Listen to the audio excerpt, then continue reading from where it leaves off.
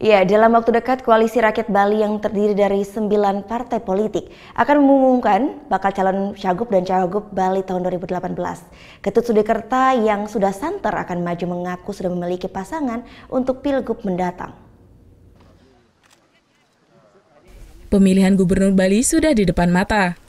Setelah PDIP yang mengusung pasangan Koster dan Co Aceh menjadi bakal cagup dan cawagup Bali 2018, dalam waktu dekat, Koalisi Rakyat Bali juga akan mendeklarasikan paket pasangan cagup dan cawagup Bali.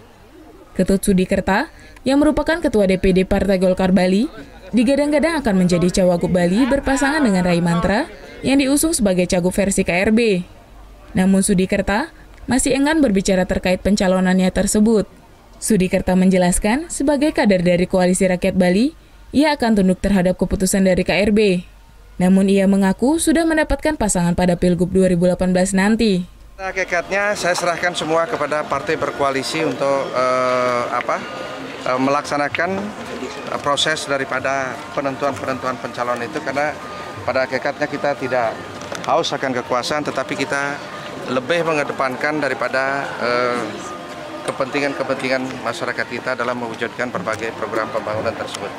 Tapi sudah pasti dengan Rai Mantra, Pak, nanti, Pak? Ya, tanya partai berkoalisi. Saya sebagai kader partai berkoalisi tentu akan taat dan patuh pada proses dan mekanisme yang akan dikeluarkan oleh partai berkoalisi tersebut. Sementara, Ketua Penasehat Koalisi Rakyat Bali, Made Mudarta, yang juga merupakan Ketua DPD Partai Demokrat, belum bisa dimintai keterangan. Namun rencananya, dalam waktu dekat Koalisi Rakyat Bali akan mendeklarasikan pasangan calon gubernur dan wakil gubernur Bali. Koalisi Rakyat Bali sendiri terdiri dari koalisi dari 9 partai politik, yakni Partai Golkar, Partai Demokrat, Partai Gerindra, Partai Nasdem, Partai Hanura, PKPI, Perindo, PAN, dan PKS. Surya Sanjaya melaporkan untuk NET.